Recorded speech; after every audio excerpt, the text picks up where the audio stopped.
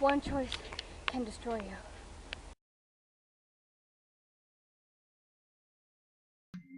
Well, hello there, bookworms. Today we are here to discuss and review a book known as Divergent.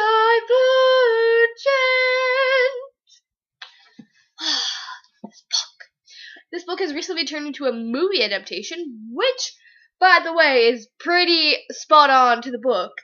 And so I have my bird and me ready, and we are ready to talk about Divergent. So the society is based in one town.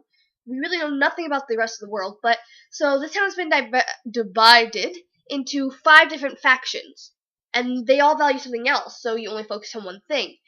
So there is amity for the kind.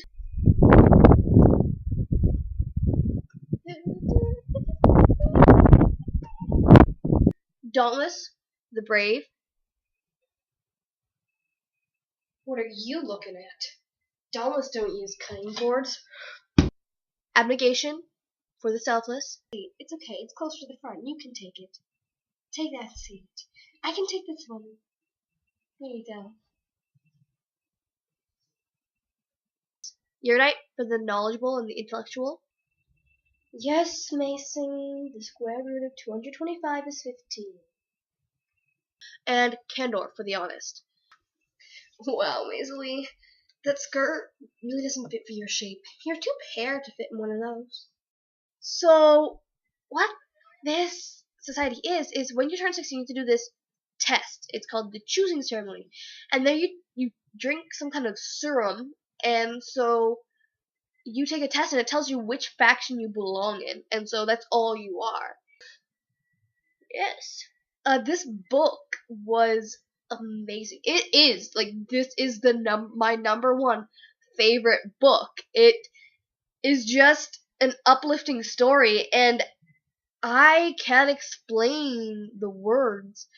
I don't even think there are words to explain what I felt while reading this. It was just adrenaline packed, and it was a great read. The way Veronica Roth writes her books are amazing, and you feel as Triss. You're not beside Triss, you're not with Triss, you are Triss. You are the main character, and I love that.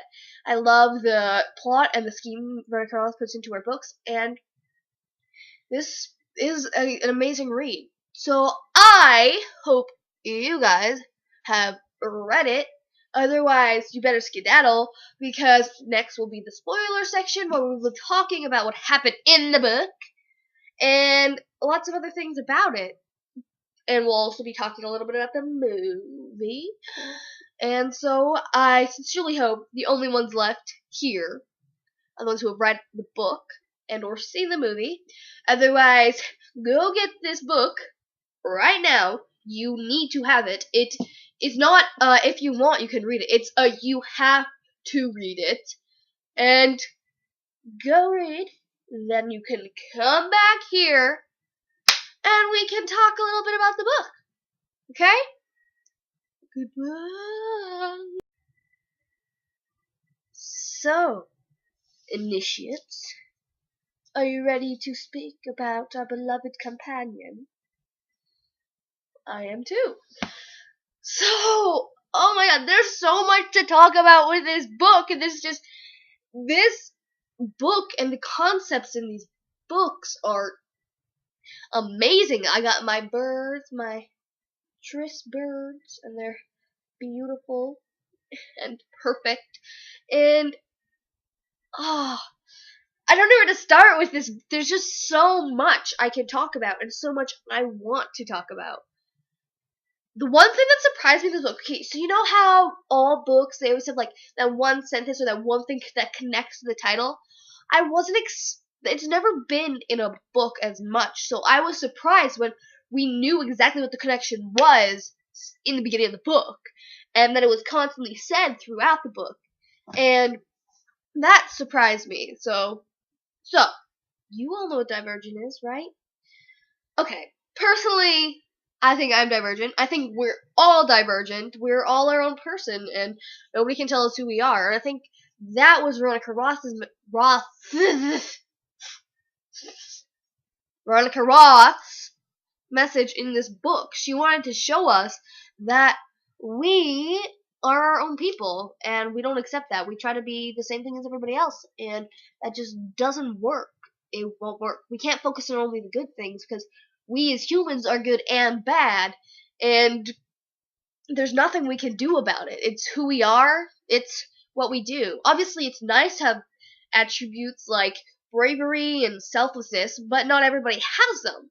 Some people are selfish, some people are cowards. It doesn't really matter as long as you're your own person and you like that person that you are. And I think that is one of the most consequential messages that we can get as people in society today, because we're constantly bombarded and berated by the society and the media telling us who we have to be and what we have to look like. And Veronica Roth is telling us that we don't have to listen to them, and it's not needed. Just as like, people would probably throw a funeral if people would probably throw a funeral if I stopped breathing.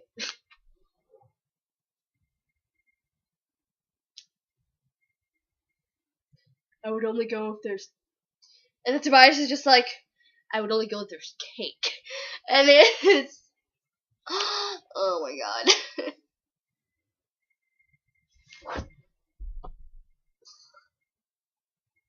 See you guys next time. See you guys next time!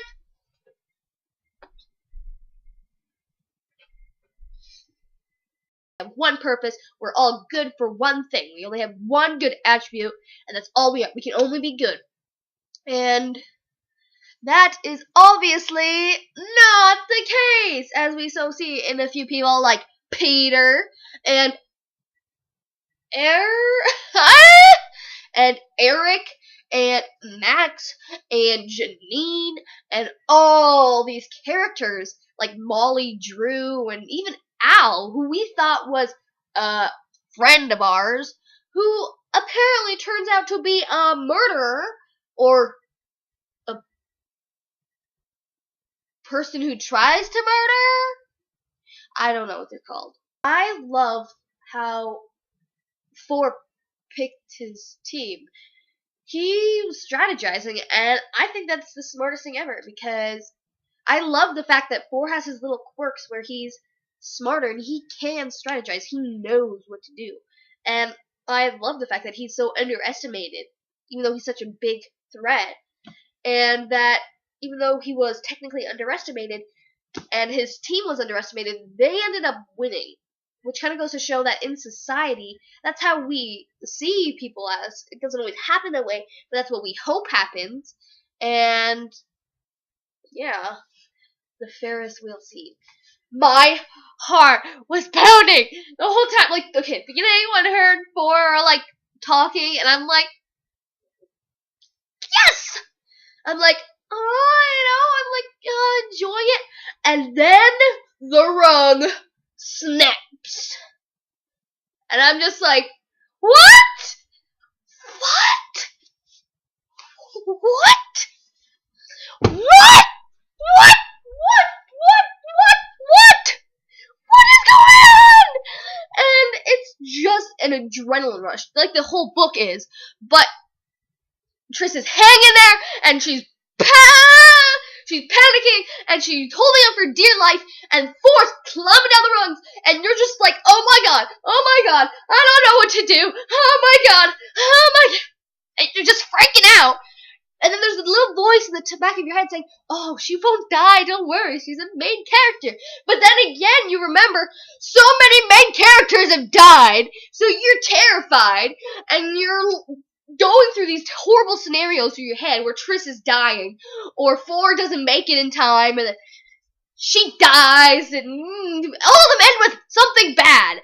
And then the Ferris wheel starts moving, and you're just... you're like hopelessly just...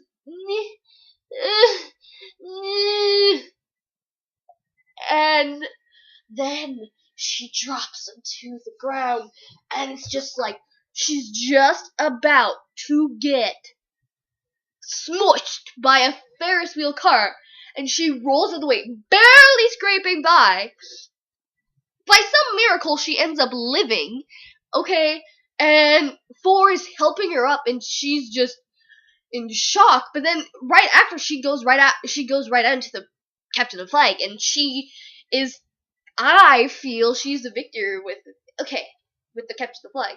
Okay, now with capture the flag, let me just say, Christina needs to move over.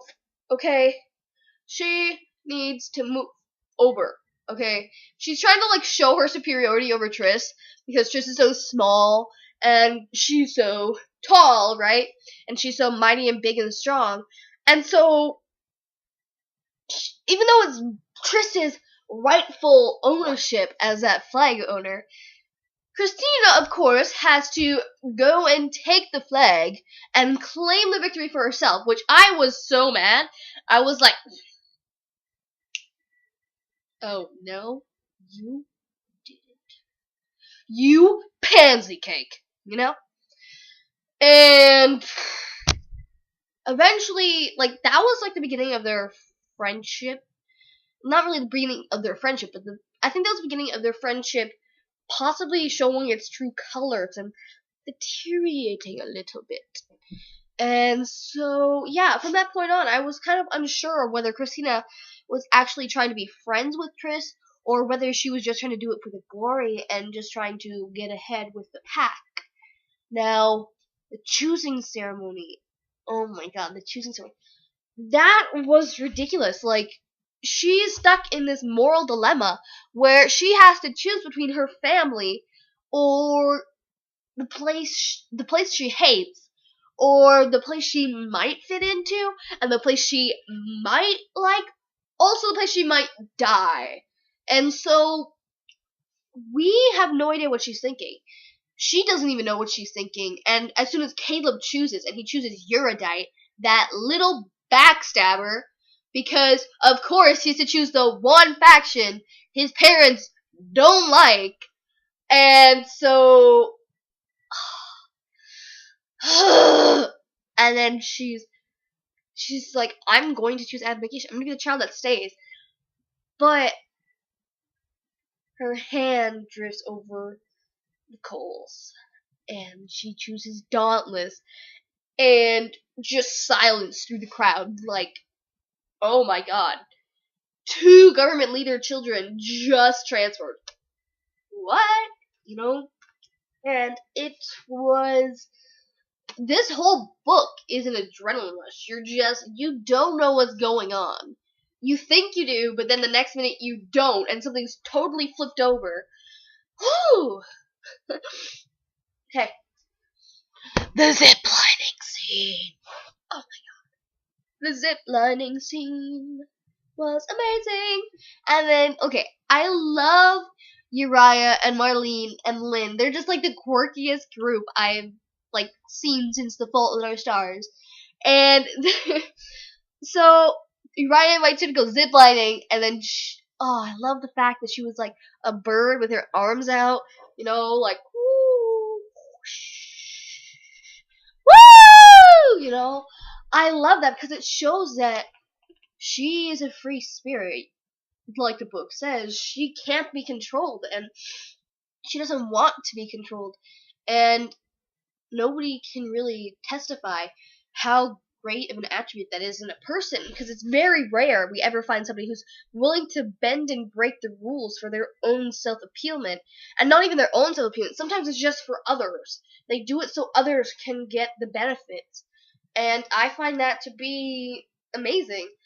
So, after zip lining, okay, my hair's a mess, and that's because I'm playing with it.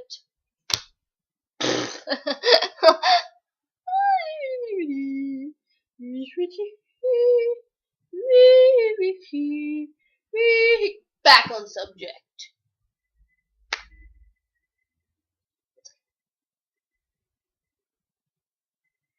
Okay. So when Uriah and Marlene walk into the training room with a muffin and a gun, and Triss is like, what are you doing? And they're like, well, I'm gonna shoot a muffin off Marlene's head. She's like, what?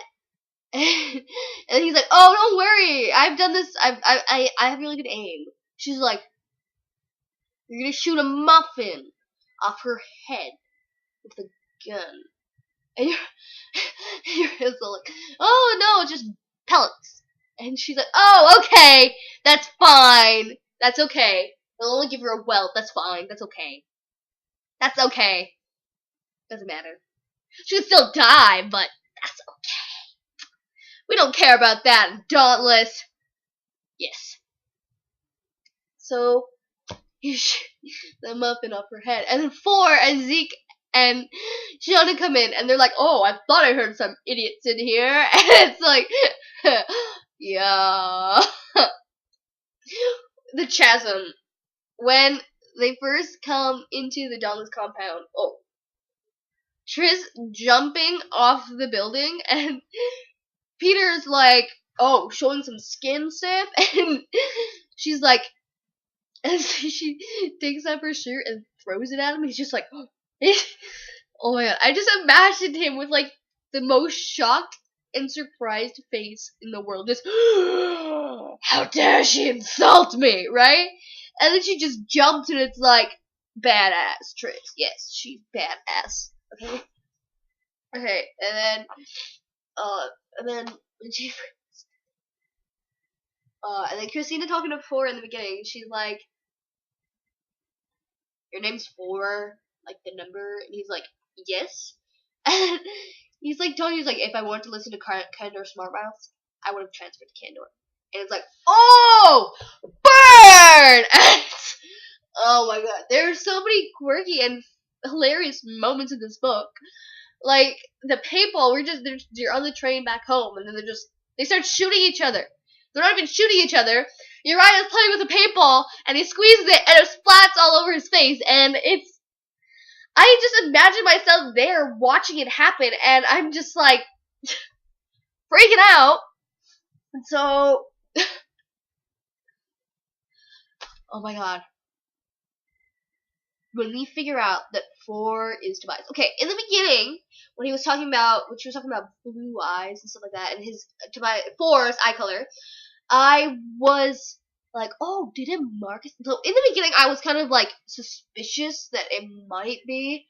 I didn't know, but I was suspicious that it could have been. And when I figured out, I was like, yeah! I knew it, I knew it, I knew it, I knew it. You know that feeling? Yeah. We all know that feeling. Yeah, we do. And so, okay.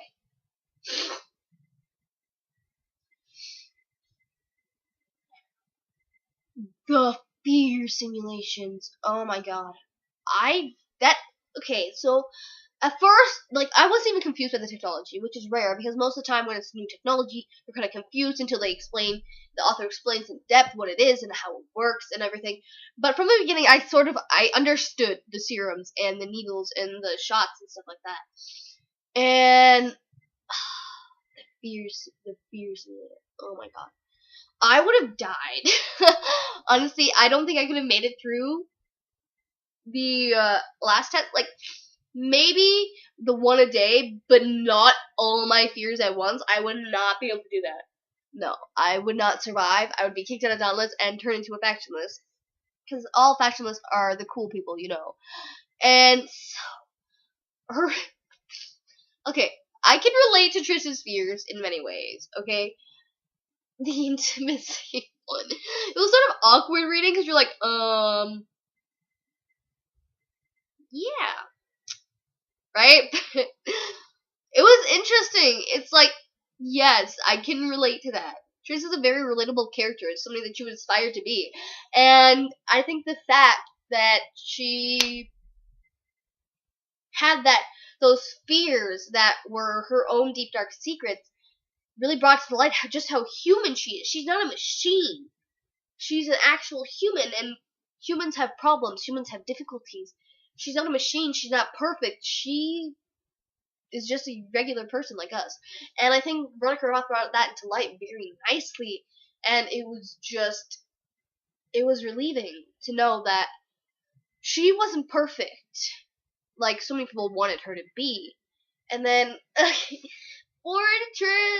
Tobias and Tris in the chasm after his spear simulation, and then they kissed, and I was just sitting there like, finally, like, yeah, score one for Emily, and and then later on after the fear, she's talking to him about the intimacy fear, and he's like, what? And she's like, are you afraid of me, Tobias?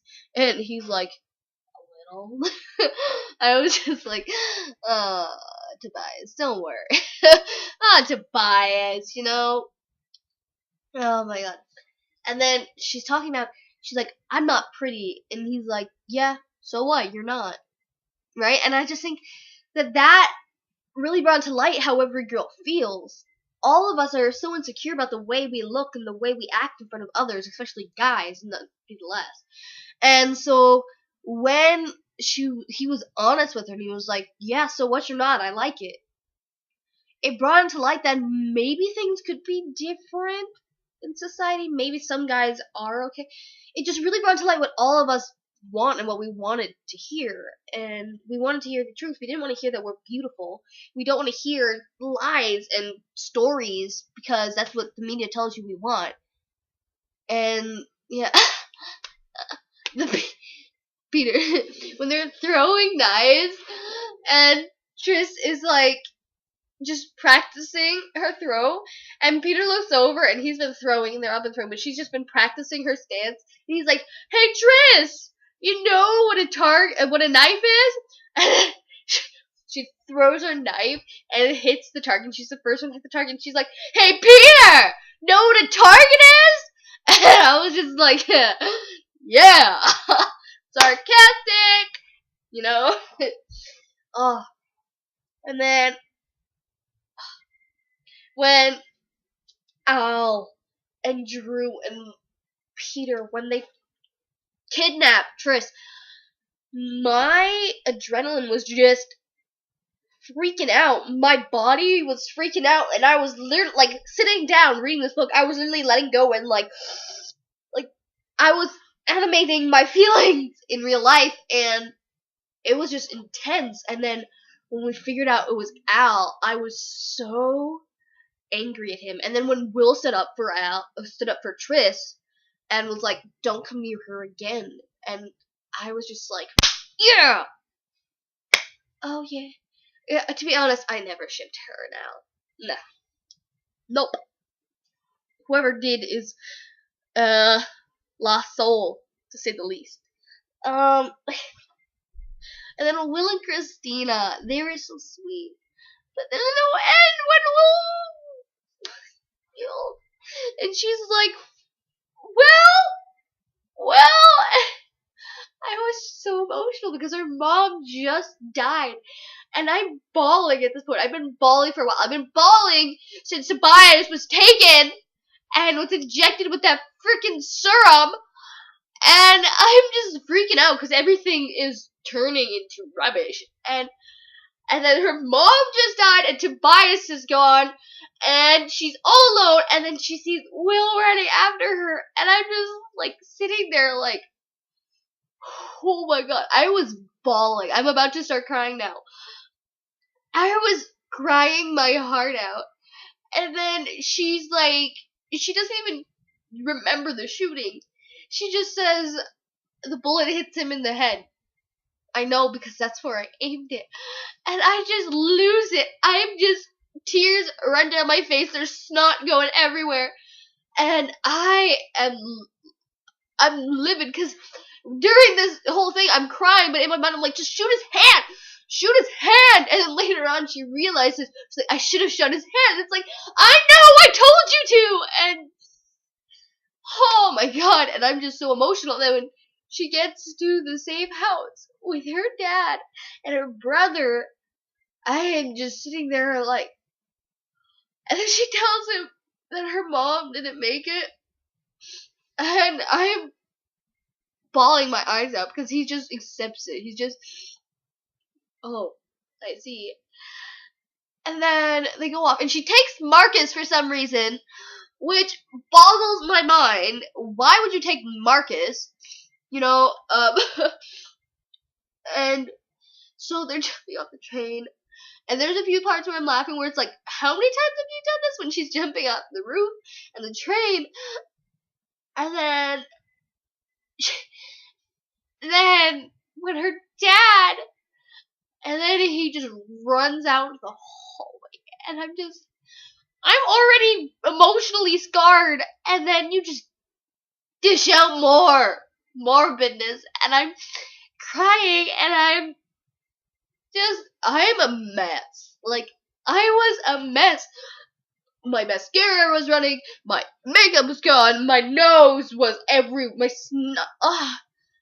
was just a mess, and I'm bawling there. My mom's looking at me like, what is wrong with you? You aren't my child, and I don't even know how to, I was heartbroken.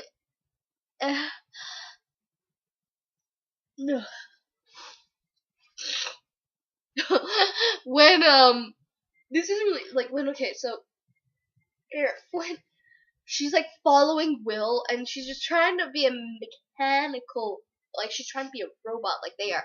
And she's standing there, she tries to get advice, and she sees that he isn't moving, he isn't himself. I was hyperventilating. I was really about to burst into tears, and then he grabbed her hand, and I was like, let me take a breather. And oh my god, this is just an emotional roller coaster. You're happy, and then you're sad, and then you don't know what to do, and then you're mad. And then when Eric is about to shoot Flora, and she's like, no, and then he's like, you won't shoot me, and she's like, really?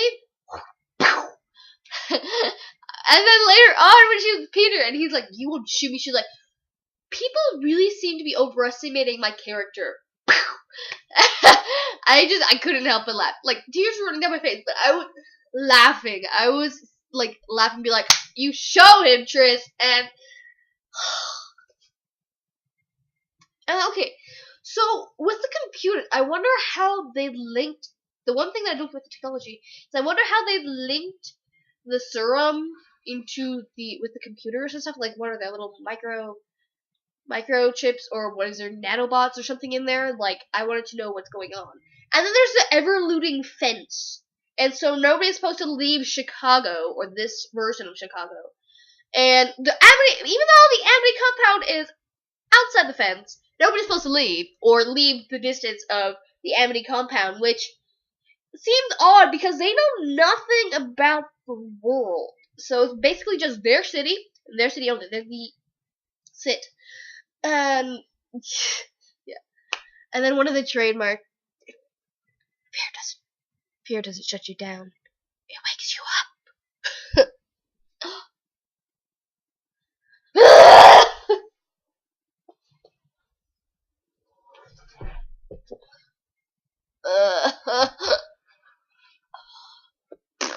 Oh. Okay, back. And so